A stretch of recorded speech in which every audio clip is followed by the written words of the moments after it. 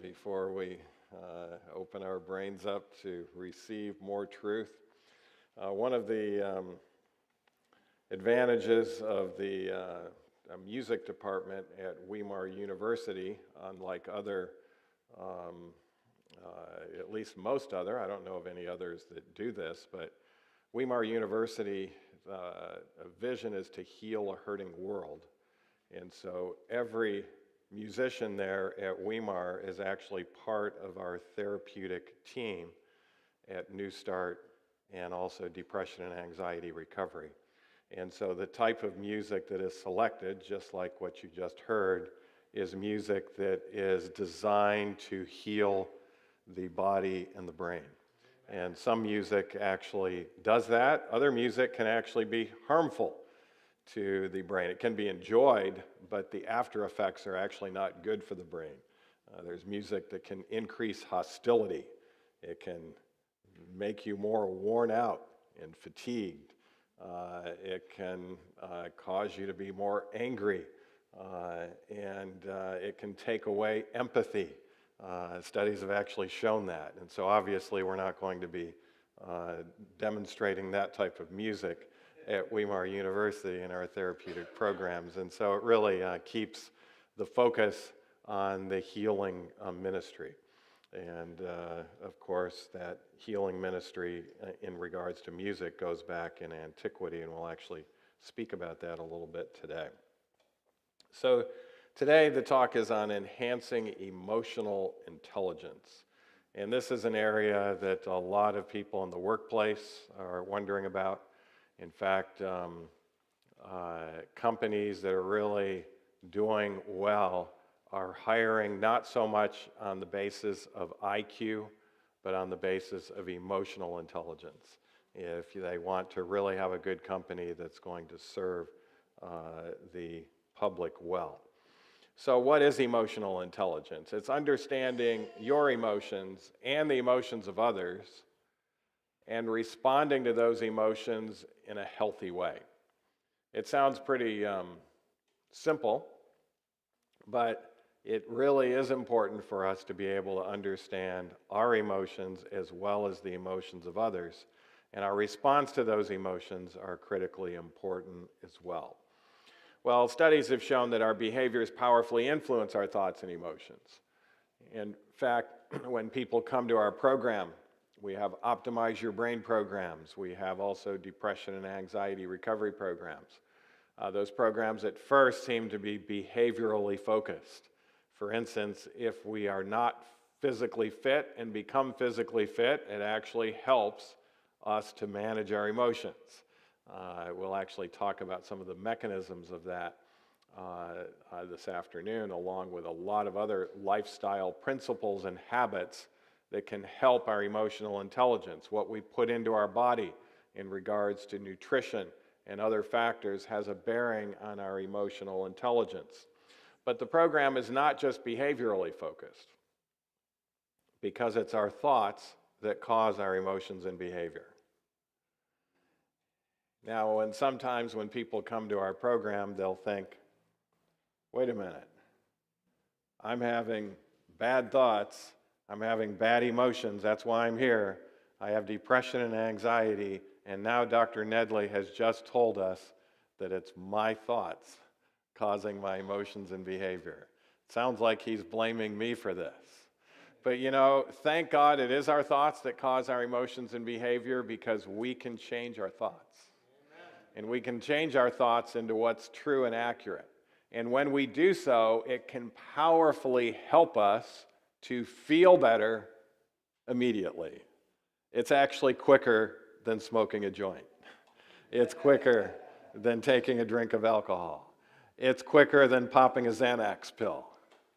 And this is why it's so important for us to understand these principles. Now, Aristotle said many years ago, even before the time of Christ, there are many ways to demonstrate anger. That's one of the emotions. And anyone can become angry. That's what? Easy. But to be angry with the right person and to the right degree and at the right time and for the right purpose and in the right way. That is not within everyone's power, and that is not easy.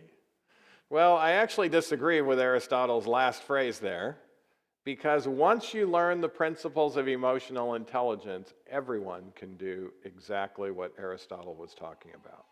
And how much more effective would we be if we were able to do those things that a person of high emotional intelligence can do?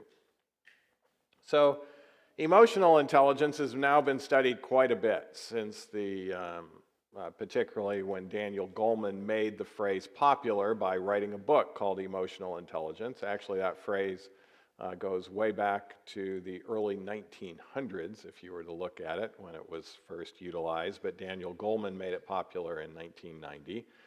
And he and others found out that emotional intelligence contributes more to successful and enjoyable living than IQ does. Now, when you go to school, virtually all of school is centered in on IQ. What is IQ? It's your ability to learn, retain, and apply knowledge. And normally you're not applying it very much, but when it comes to test time, then you're applying it.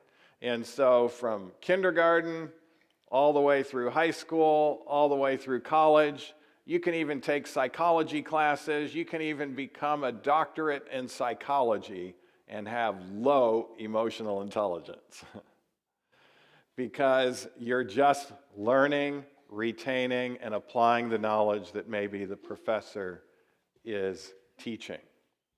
But EQ actually, or emotional intelligence, will actually cause you, in fact, studies show your first job out of school is related to your IQ. How far you advance in that job is not at all related to your IQ. It's related to your emotional intelligence. And we've had very high IQ people come to our program with serious mental health issues. And sometimes I'll ask them, why do you think you've been passed over from promotion? Because they'll complain about that. I got this good job, and these other people are getting promotions. And we had one guy in our last program that was his main issue. He was wanting this promotion. And he was next in line for it, he thought, in seniority. And someone who had only worked there 2 years got the promotion, and he didn't. And it just gnawed on him to the point where he couldn't even work anymore. And he ended up having to come to our program. And I asked him the question, why is it, do you think, that you were passed over? I don't know the reason, but I think primarily it's due to the fact that my boss doesn't have a high enough IQ to recognize my IQ. And I got passed over for promotion. Do you think that was the reason? That was not the reason. Now, I don't know the boss's mind, so I can't tell you for sure, but I'm thinking that that's very unlikely not the reason. It was the emotional intelligence component that would have been more likely the reason. But emotional intelligence can also be learned rather than inherited, and it can be improved upon. Now, fortunately, some school systems are picking up on this. We have run emotional intelligence summits for years at Weimar University. By the way, you're all invited. During spring break at Weimar University, we bring in speakers from all over the world and experts in emotional intelligence. And this year, the emphasis, we always have a different emphasis. Sometimes it's neuroplasticity. Sometimes it's natural remedies in emotional intelligence. This year, it's going to be managing relationships. So relationships are a key aspect of emotional intelligence. But we had some people that were high up in Guam. Guam is a U.S. territory attending this. And they started hearing about this. Guam is having some of the same problems that the U.S. is having in regards to emotional problems dramatically increasing. Even family violence is increasing in Guam. Addictions, alcohol, marijuana, these sorts of things. And the judicial system was being backed up with all of this. The judicial system is actually under, you might know that Guam is a U.S. territory. kind of like Puerto Rico. And so the judicial system is actually under the Ninth Circuit, which is the federal system that is also over California and some other western states. And so the Guam officials stated, we think we know how this problem can be solved, and it's not at the judicial level. We need to actually start teaching in the schools emotional intelligence. And they said, well, who is it that we can get to teach that? And the person who had been attending our conference says, Dr. Medley and his team can put this together. Now, we had put together a high school curriculum and also a college curriculum. We teach this at Weimar University, the freshman students. We have a freshman Weimar University student here today, Mark Mapes. He's taking this class from me called Optimize Your Brain. And it's about improving your IQ and improving your EQ.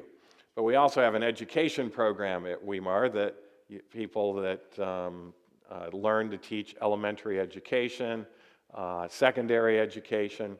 And so we had some of those professors as well work on it when they asked us to do this. They actually had us come over to Guam, and they shut down the court system when we were there. The Supreme Court Justice listened to me, of Guam. The federal judges, all of the judges were there. The top of the legislature, the speaker of the legislature was there. The governor's office was there. And they listened to what emotional intelligence could do for Guam. And they also spread the news to the other 10 islands around that are associated with Guam, like Chuuk and Ponape and all of those other Pacific islands. Palau is another one of those Pacific islands. So they brought all these people together, and they had us create a curriculum that would have the culture of Guam in it as well. And then they rolled it out last year as a pilot program. And they found that the students thoroughly enjoyed it. It was their favorite class. They loved every aspect, and the parents noted that the kids were now able to manage their emotions. And the family was getting along very well. Now, of course, the parents knew the parents had to be willing to sign on because it was a pilot program. And one of the parents actually lashed out at his family, lost his temper, and as this was happening, a second grader who was taking the curriculum after it happened said, I think Dad just allowed his amygdala to overpower his frontal lobe. So they're even learning brain anatomy and how to be able to utilize their brain and things like that. And Dad was kind of shocked. He didn't know what the amygdala was. He didn't know what the frontal lobe was. But he just knew that his daughter was saying something about him.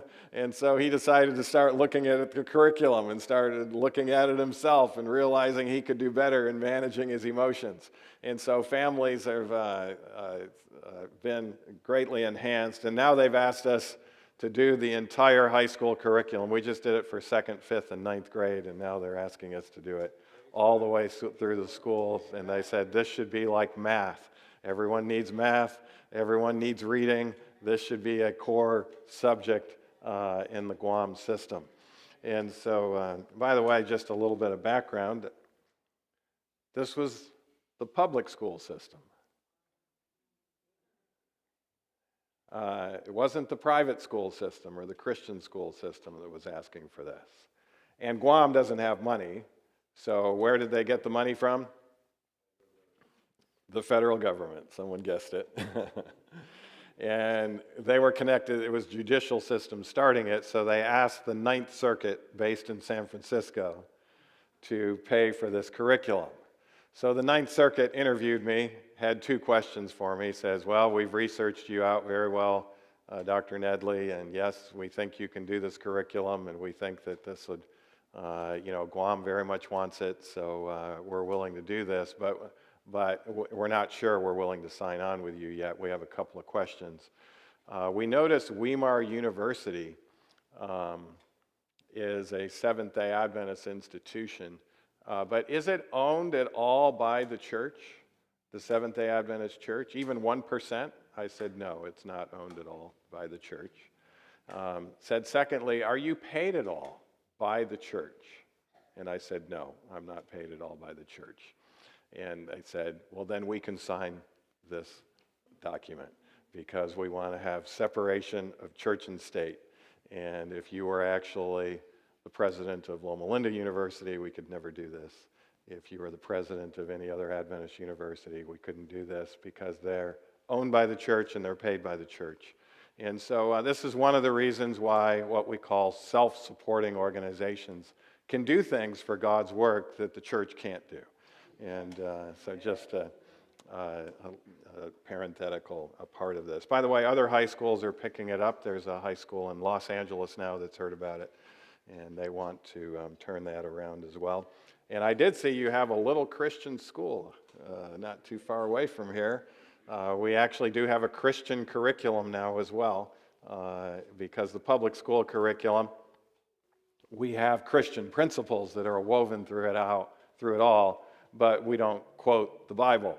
And you know, there's Bible stories that illustrate emotional intelligence very well, and you'll see that here today. So the Christian curriculum is actually a little better because it can refer to some very good stories to help people to understand emotional intelligence. So there's 5 components of EQ. Number 1 is knowing our emotions. That means to be able to identify precisely not only what we're feeling, but why we're feeling that way.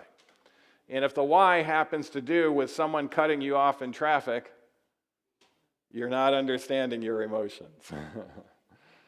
Because it's not them cutting you off in traffic that made you upset. It's your thoughts about them cutting you off in traffic. And so we have to understand our thought-emotion connection. And for people that come to our program, I'll just tell you, this is not intuitive. People often think negative automatic thoughts. They never analyze them to see if they're distorted or not. They just believe these, we call them gnats. And so they don't understand. They think their emotions are actually due to all sorts of other things, and they don't recognize their own thought connection to that. So it takes a little time to understand and become aware of our own thought-emotion connection. The second aspect is to manage our emotions. People with low emotional intelligence are managed by their emotions. If you've ever done something that you know is bad for you, but you just want to do it anyways, and you do it, it's a clear sign of low emotional intelligence. That means you don't have self-control. And you'll never develop comprehensive self-control unless you're first able to manage your emotions. Not too far away from here is Roy Baumeister at Stanford University. He's now the most quoted researcher in all the world. Why? Because he's been researching self-control.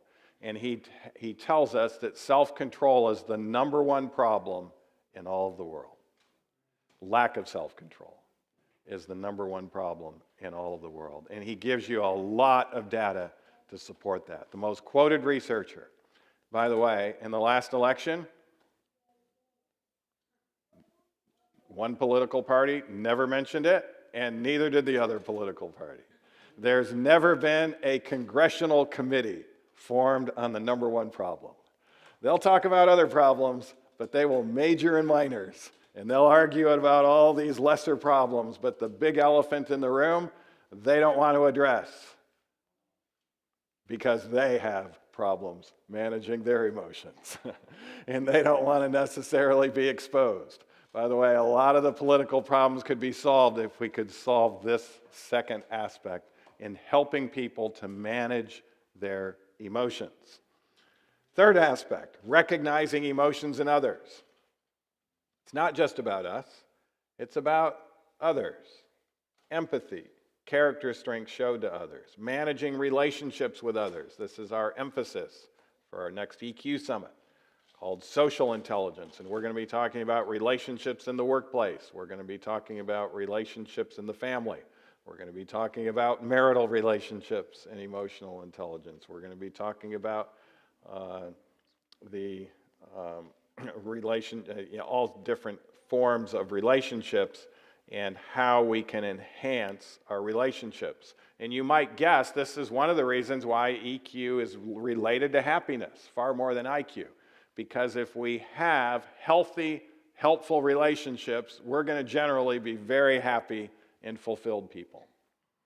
And then finally, the last aspect, motivating ourselves to achieve our goals. In the word emotion is another word, motion. If our emotions are based on what's true and accurate, it will powerfully motivate us to achieve our goals.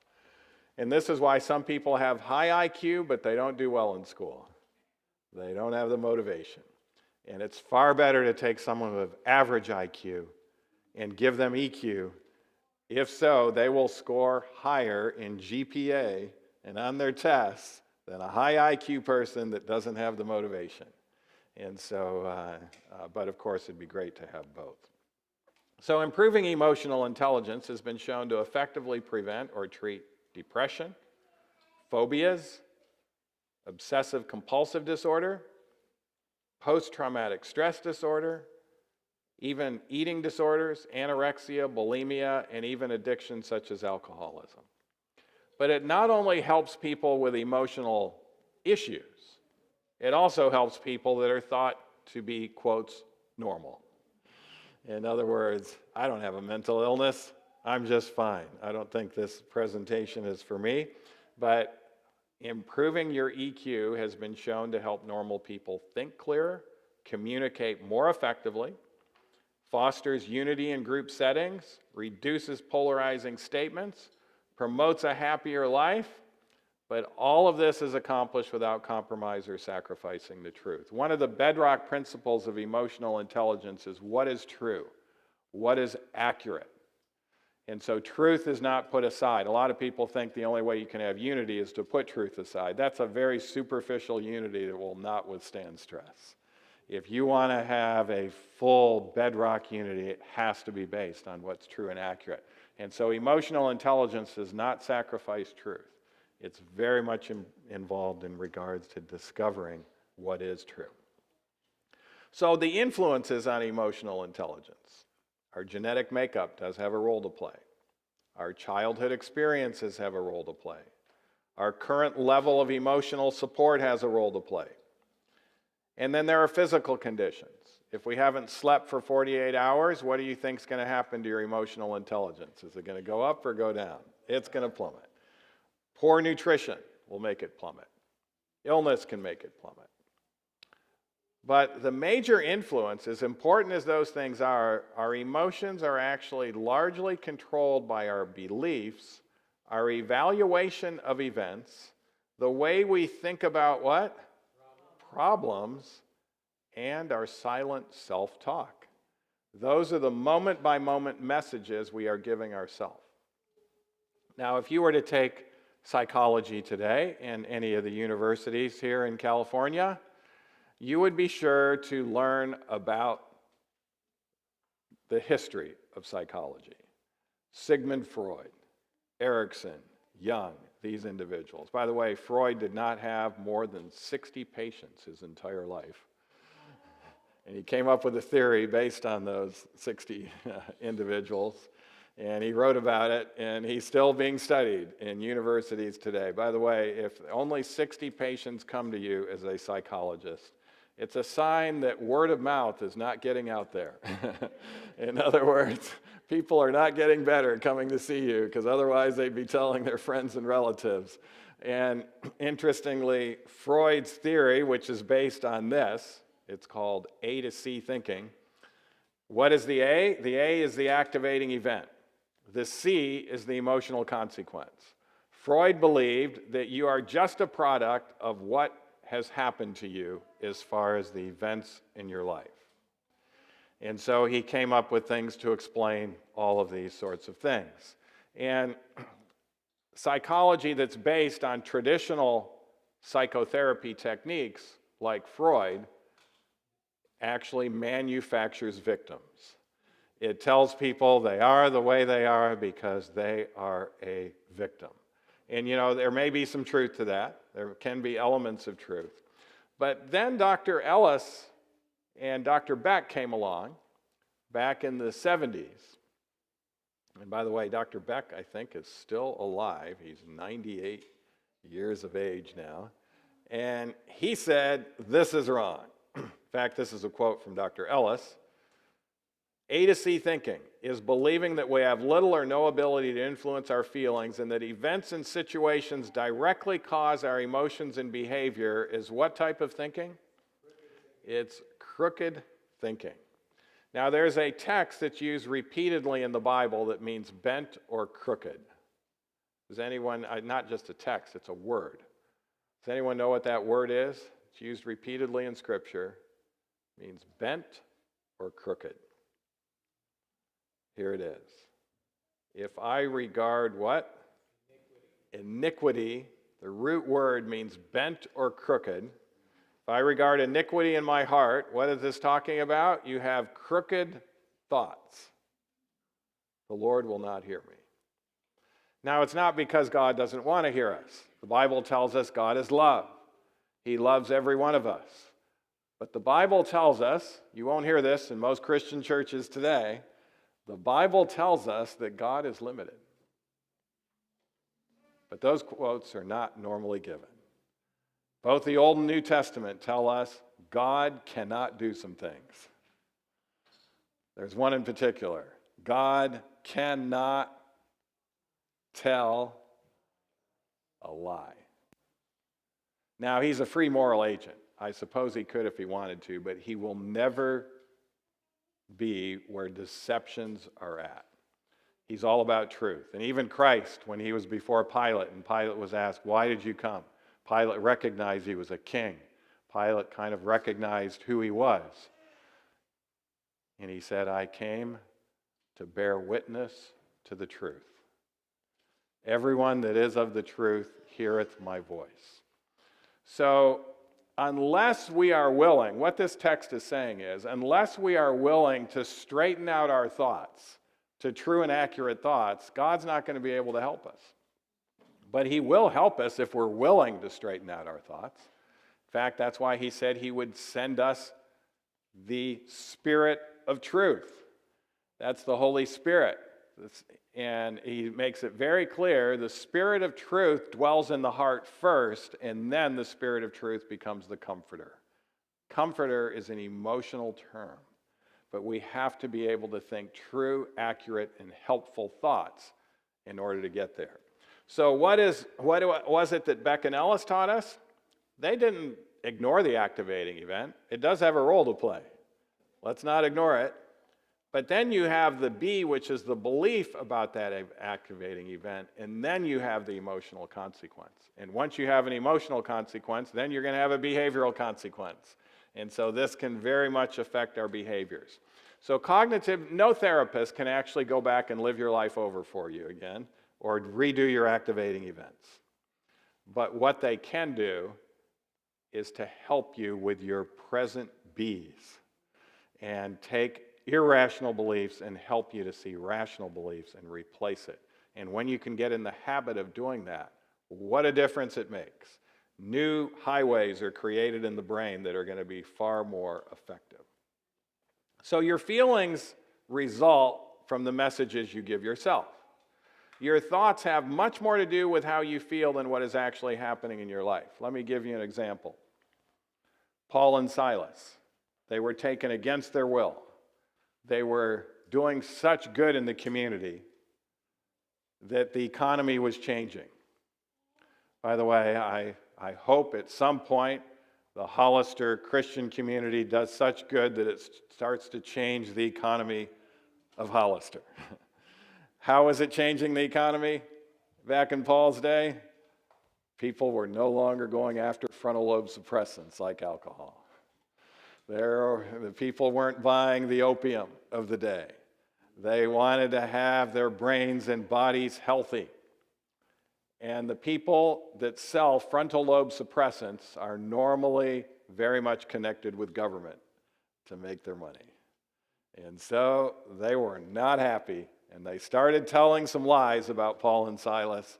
They started taking them to the authorities, and pretty soon Paul and Silas are now being beaten with rods on their backs, laid open, thrust into prison. They're on not a nice floor like this. It's an irregular dirt floor. Their feet put up in stocks. And there they are crying uncontrollably in prison and saying, "Why us, Lord? We were just doing good. Some of you know the story. First part of the story I told you is true. But were they crying uncontrollably and saying, "Why us, Lord?" What were they doing? They had happy looks on their faces, singing praises to God. How could that have been the case? Because their thoughts had much more to do with how they were feeling than what was actually happening in their life. That's how powerful the thoughts can be.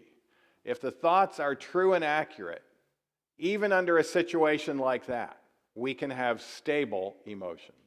And by the way, they were able to change the whole city as a result of that, because soon word came out, particularly after the earthquake, that this was all a sham trial. It was all just a political trial to protect the business interests of the frontal lobe suppressing sellers. And so then the authorities started to call the jailer and saying, "Go ahead and let them go." And Paul says, "We're not going. You're coming down here yourself to let us go." And when they came down and let him go, they decided that they were no longer going to religiously persecute anybody. The first freedom of religion was not the United States of America, it was Philippi. And Philippi never went against freedom of religion again. But it wasn't through politics that Paul won it, it was through emotional intelligence that he was able to change the society. So we'll go into 3 emotional intelligence stories here today. The Bible tells us of a man who was tall, stunningly handsome. In fact, the Bible says you couldn't help but gaze at him when he walked by. He was wealthy, but he was also well-liked by the general public. Now, I went to medical school in Southern California, and I met a lot of Hollywood stars that were having health issues, and most of them had the first 3, but I noticed they were only well-liked in general by those who did not know them. In other words, as soon as the cameras quit flashing, they were some of the most despicable human beings to be around. It's the reason why they have 7 divorces by the time they're age 32, and all of the emotional issues. They have the IQ to memorize their lines, but Hollywood is not stacked with high EQ people. They have IQ, but not EQ. But this man was well liked by the general public, and one of the reasons why he was liked by people who knew him is he had a humble attitude. Humility can go a long way in likability. And Saul would have never ran for being king because he was too humble for that. But when he was selected by God to be king, he didn't even want to do the coronation. You know, he was hiding in the baggage. He was too humble to do something like that. God chose the best person for the job. Now, God didn't want a king. We'll talk about that. But Israel said, "We want a king." And so they chose the best person. And he was a great king for a couple of years. And so why wouldn't he feel just great being the first king over God's chosen people, Israel?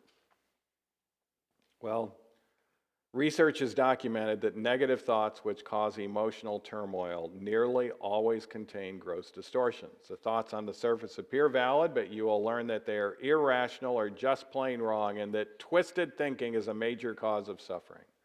What's a major cause of suffering? Twisted thinking. So let's take a look. Saul didn't have mental illness to start out with, but he developed it. And we need to recognize why God didn't want a king to begin with. Have you heard the phrase, power corrupts? What does absolute power do? It corrupts absolutely. And the monarch is not just the executive of the nation. He's the legislative branch, and he's also the judicial branch. And it's all in one person. And after everyone had to come to Saul to figure out what to do next, this humble man started realizing that he was actually a pretty great guy, and the country depended on him. And all of a sudden, pride started to develop in his heart. He began to suffer from a cognitive distortion that we call magnification/minimization. This is when we major in minors and minor in majors. When confronted with his own guilt, because even though you're selected by God to be a king, doesn't mean that now you are mistake-free. You're still a human being, and every human being is going to make some mistakes. But when he would make a mistake, and Samuel would point it out to him, he would justify himself and say, Samuel, why don't you just talk about the good things I do? Why are you talking about this? And he would minimize those mistakes. Confucius says a man who has committed a mistake and doesn't correct it is doing what? Committing another mistake. And that another mistake is worse than the first. Instead of, he could have turned his setbacks into victories. David Schwartz says, you can do this, find the lesson, apply it, and move on, then look back on defeat and smile. And then Ellen White says, if you have made mistakes, you certainly gain a victory if you do what? See these mistakes and regard them as what? Beacons of warning. Thus, you turn defeat into victory. Every time you make a mistake, there's an opportunity to turn defeat into victory by setting it up as a beacon of warning. Well, Saul also, when he started to magnify himself, he developed this high self-esteem or pride that was wounded by the people's and especially the women's obvious preference for another leader.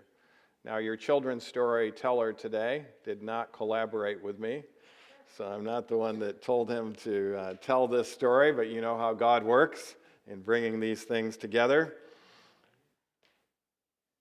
The women knew Saul as a humble man. They remembered the story when he was king. And now, the all-star of the battle was David.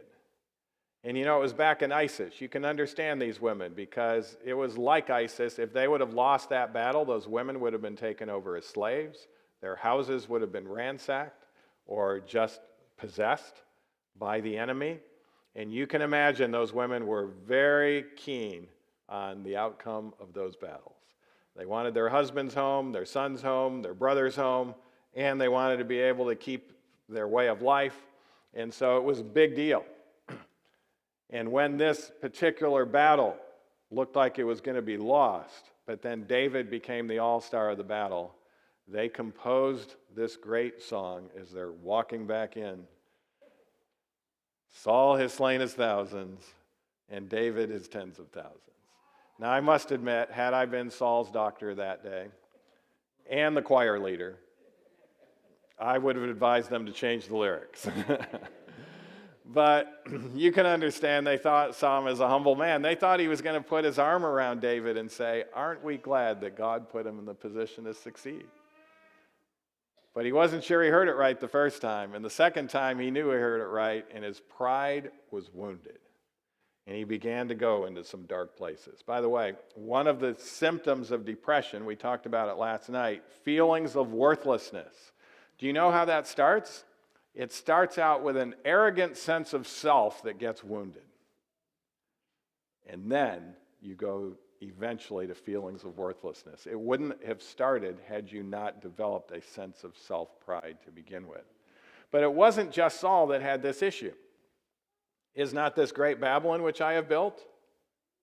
Who was that? Did Nebuchadnezzar have emotional issues? Severe emotional issues. He had anxiety, panic, insomnia. And his problem was so severe, and he was warned about the source of his problem. But his problem was more severe. It took more than a 10-day program at Weimar. How long was his program? A 7-year program. But there were a lot of similarities. The first thing God did was put him on a plant-based vegetarian diet.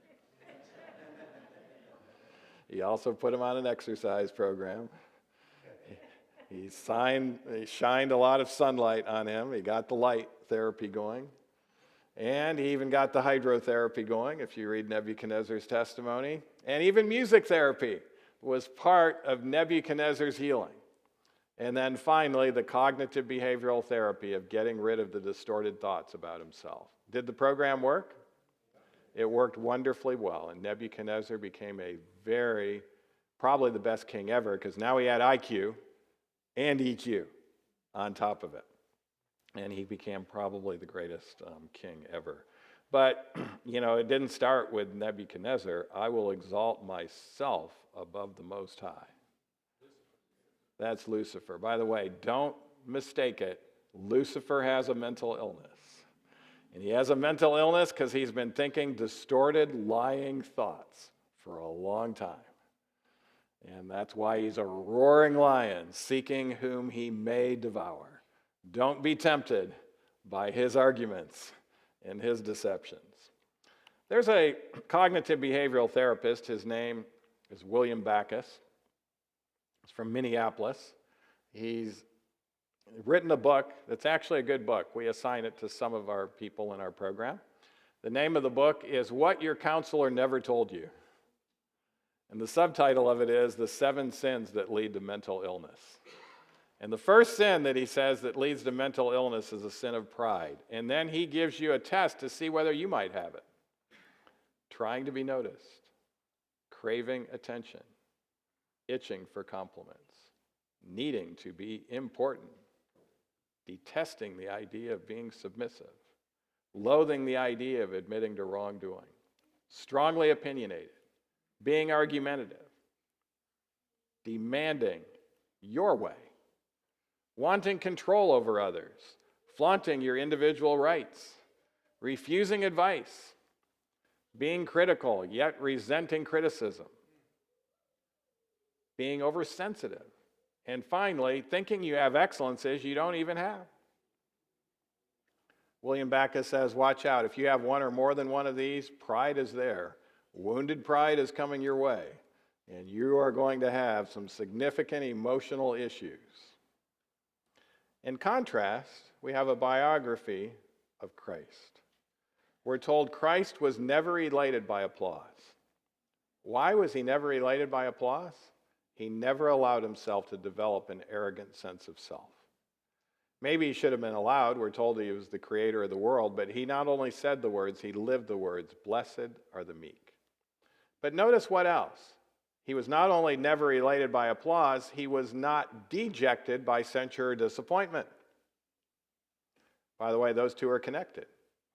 If you're never elated by applause, you're not going to get down in the dumps with censure and disappointment. Amid the greatest opposition and the most cruel treatment, he was still of what? Still of good courage. Great example in emotional intelligence. In regards to magnification and minimization, if you have anger issues, if you lose your temper, that's a clear sign that you are thinking thoughts of magnification/minimization. Thomas Jefferson says, nothing gives one person so much advantage over another as to remain cool and unruffled under some circumstances, all circumstances. So we have to watch out for I can't stand it-itis. There's a lot of people that tell themselves they can't stand something.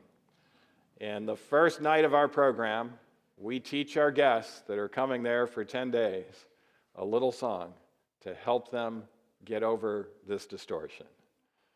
It's called I Don't Like It. And it goes like this. I don't like it, I don't like it, it's okay, I can stand it anyway, I can stand it anyway, I'm all right. I'm all right. And that song just teaches them just because you don't like something doesn't mean you can't stand it. And so don't let your emotions get out of control. Well, Saul began to need therapy for his depression and anxiety. And after his therapy, he would feel better again. Does anyone remember who his therapist was? Yes. And what type of therapy was he getting? Music therapy. And as the pastor pointed out, it was harp music. One of the advantages of harp music is you can't play it too loud. It's the softer melodies and harmonies that can produce this great brain massage and get that frontal lobe working better again. And after that music therapy, Saul could much more easily correct his thoughts. But in time, with the three causes still active and the third cause, wounded pride, becoming even more prominent, he would slip back into anxiety and depression. He never corrected his distorted thoughts for more than a day. He would go back into it again. And you not only need to correct it, you need to practice correcting your distorted thoughts. For people that come to our program, their distorted thoughts are like highways in the brain. So once they correct it, we have them write it down on a 3x5 card. And for some, we have them look at it 3 times a day, going through their 3x5 cards to create new thoughts. Now, one of the therapists used to have them put the distorted thought on one side and the accurate thought on the other. We don't do that anymore, because if you look at the distorted thought, you're still going to end up believing something irrational. Just look at the true and accurate thoughts, and what a difference it can start to make. By the way, how did Saul's life end? Suicide. A little bit about that. Saul was now facing a huge battle, the biggest battle of his life. And he thought, I need God to help me with this. There's no way we're winning this without God. So he started asking God to answer him the way Saul demanded he should answer him. By the way, beware of when you start challenging God to answer you the way you say he should answer. If he doesn't answer, it's usually because he's already answered and you haven't been following his will. And that was the case with Saul. It's like, why should I answer you? I've answered you before, and you haven't followed what I've recommended. And so Saul, in his frustration, ended up going to counselors that he was told that they were a specific problem. But he said, I've got to get answers from somewhere. And that counselor told him 95% truth and 5% error. Your bad counselors can tell you truthful things. And that bad counselor told Saul that he had messed up. But here's where he went wrong. He said, you have messed up so big, there is no hope for you. There was hope. If there's life, there's hope. And so the biggest imminent thought for someone that's ending their own life is they are totally hopeless. And so when stress was coming in the next day, thinking that he was in a hopeless state, he took his own life and caused someone else to take their own life too. An unnecessary death had Saul not taken advantage of correcting his distorted thoughts and getting rid of his pride. Story number 2, also a very smart individual that got into emotional reasoning. What is emotional reasoning? This is a different distortion. The emotional reasoning is that your feelings don't lie. Let me give you an example of this. I feel overwhelmed and helpless, therefore my problems are impossible to solve. Is that true? No, but for someone with emotional reasoning, that's all the evidence they need. I feel angry at you, and that proves that you've been cruel and insensitive to me. Does that prove that you've been cruel and insensitive because I feel angry at you? No, but that's all the evidence an emotional reasoner needs. I feel on top of the world, therefore I am invincible. Are you invincible because you feel on top of the world? You're going to run into major problems if you think you are. But emotional reasoners, their only evidence is their feelings. And by the way, we could get into some other issues, things that the country thinks are deep and complicated issues, but I feel like a girl, therefore I am a girl. That is emotional reasoning. We call this in the psych world disorders of assumption. An anorexic will look at herself in the mirror and see herself as fat. And the solution is to not tell her that indeed she's right. She can identify as being fat. Why is that not the solution?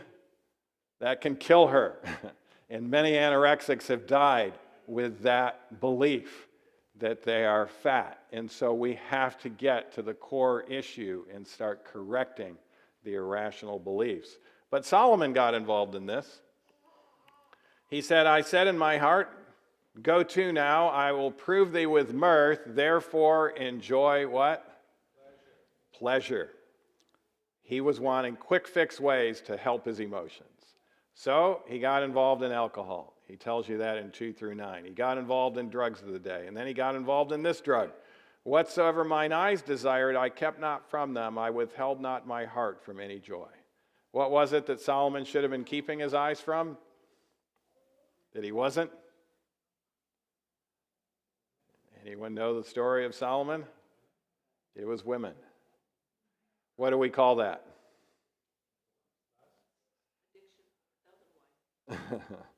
It ended up as an addiction, yeah. We call that pornography. And in Solomon's case, it was live pornography. Where did it lead him? Therefore, I what? Hated life. For all is vanity and vexation of spirit. Therefore, I went about to cause my heart to despair. There's a biography written about Solomon. By the way, this is not an accurate picture. This was an internet picture of Solomon. Why do I know that's not an accurate picture? Well, there's no pictures of him, first of all. But secondly, Solomon did not live that long for a white beard. He would have. Christ told him, it's because you ask for wisdom and not riches, I will give you wisdom and riches. But if you follow me all the days of your life, I will give you a long, long life. But he died at a relatively young age. But here's what the biographer says. Many envied the popularity and abundant glory of Solomon, thinking that of all men, he must be the what?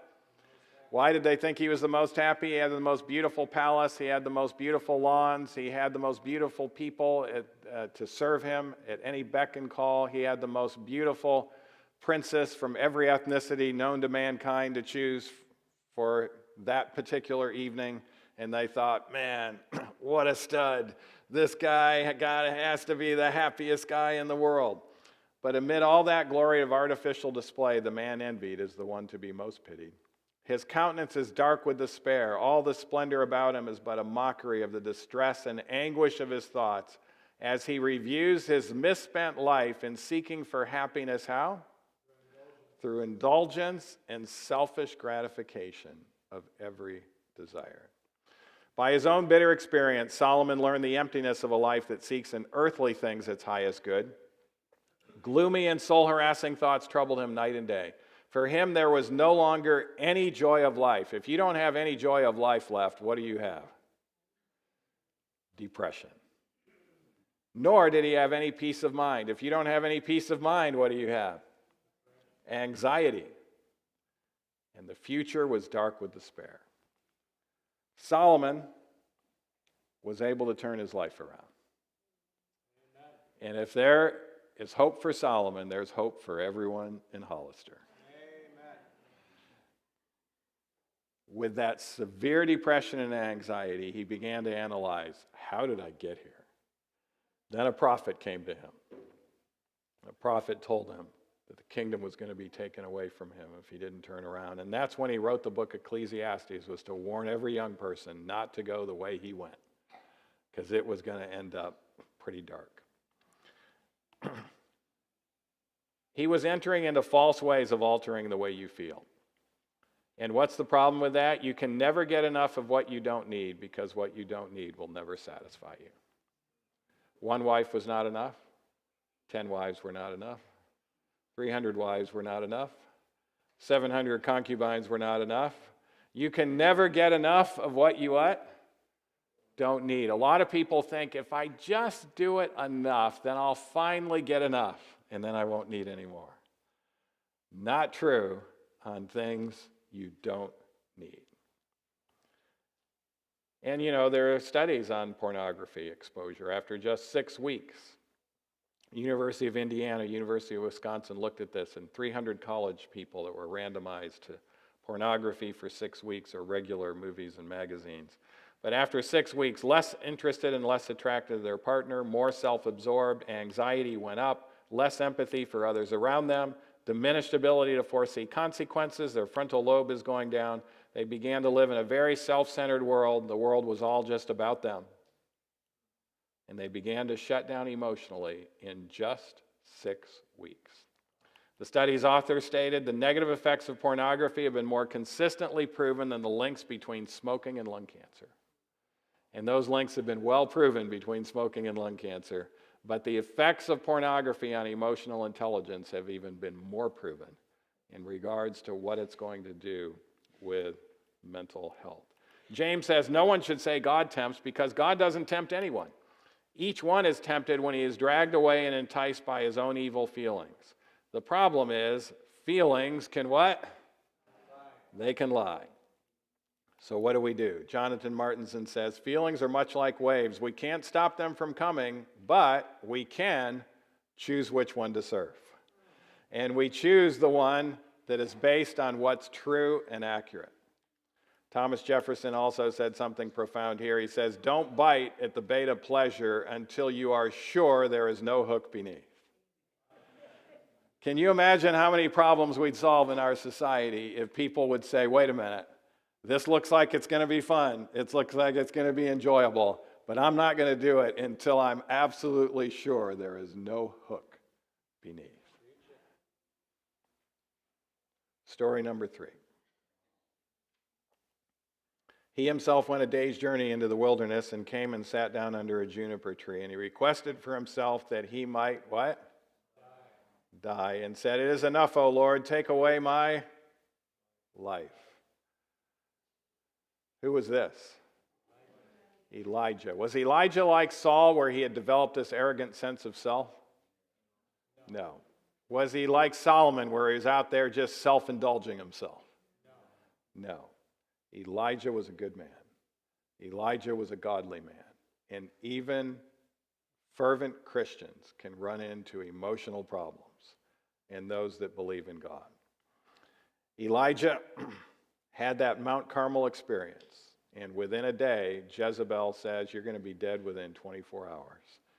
And he took off running to save his life. Yeah, he had a reason to fear Jezebel. Jezebel had killed all the other prophets of God. He was the only one left.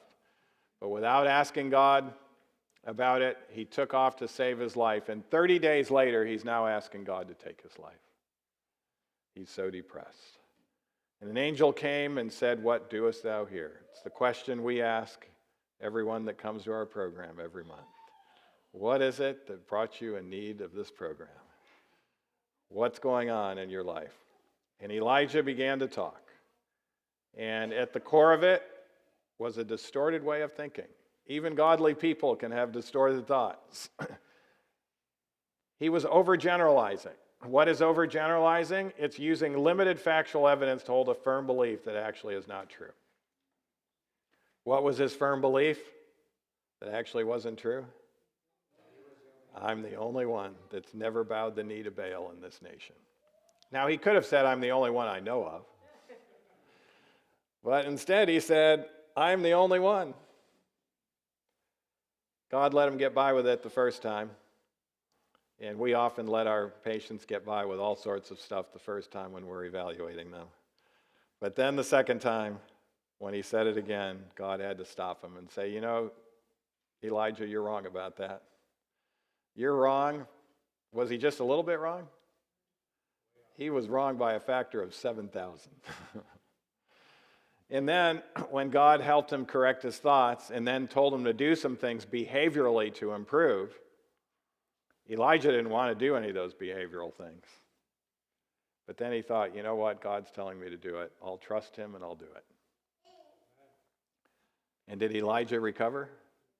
He not only recovered from his depression, he ended up establishing the school of the prophets, became far more successful, and he was then later translated without seeing death. The guy who was translated without seeing death, who's in heaven now, without ever dying, wanted to die because he was so depressed. What does that tell us? That tells us that God has great sympathy and compassion for those with mental health issues. He wants them to get to the core reasons for their mental health issues. And he knows they can be as transformed as Elijah was. We're taught even the thoughts must be brought into subjection to the will of God, and the feelings under the control of what? reason, and religion. Our imagination was not given us to be allowed to run riot and have its own way without any effort at restraint and discipline. If the thoughts are wrong, what else will be wrong? The feelings will be wrong. And the thoughts and feelings combined make up the moral character. I practiced for 26 years in Oklahoma, and probably the most famous Oklahoman was Will Rogers. The airport is named after him, and in Southern California, he has got quite a connection down there as well. Probably the most beautiful park in Southern California is the Will Rogers State Park, if you ever have a chance to go there and do hiking there. But here's what he said. It's not what we don't know that hurts us so much. It's what we know for sure that just ain't so. And there's a lot of people that know things for sure that just ain't so, but they're thinking one of 10 different distorted ways. Today I've introduced you to only 3 ways of distorted thinking: magnification, minimization, emotional reasoning, and overgeneralization. But the Bible even tells us how we're transformed. It says, be transformed by the what? Renewing of your mind. So we must reconstruct our thinking. And then we're told self-discipline must be practiced. That's what Saul didn't do. After his music therapy, he was able to correct it just short term. An ordinary mind, well-disciplined, we're told, will accomplish more and higher work than will the most highly educated mind and the greatest talents without self-control. And we're told the power of right thought is more precious than the golden wedge of Ophir. What does that mean? If you have the ability to be as rich as Jeff Bezos or think right thoughts, those were your 2 choices. Which one should you choose? Right thoughts. Far more precious than all of the money in the world. And that's what Solomon, by the way, speaking of Jeff Bezos, he would be considered a very poor man in Solomon's day compared to Solomon. Forbes magazine did a study on it, and the amount of the wealth that Solomon had compared to the global monetary supply makes him the wealthiest person all the way going back to Solomon. No one has been wealthier than Solomon. But yet, what emotional pain he had with all of that money because of self-indulgence. If he would have been thinking right thoughts, what a difference it would have made. And then I'll close with the words of Christ himself. He said, ye shall know the truth, and what will be the result? The truth shall make you free. And by the way, when the Bible says know the truth, it's not just a knowledge of it. For instance, the Bible says, and Adam knew Eve, and they shook hands? No. What happened? Eve conceived. What type of knowledge is that? It's intimate knowledge, an intimate association, and that's what Christ is talking about here. Moment by moment, day by day, you're thinking true, accurate, helpful thoughts. And when you are intimate with the truth shall make you free.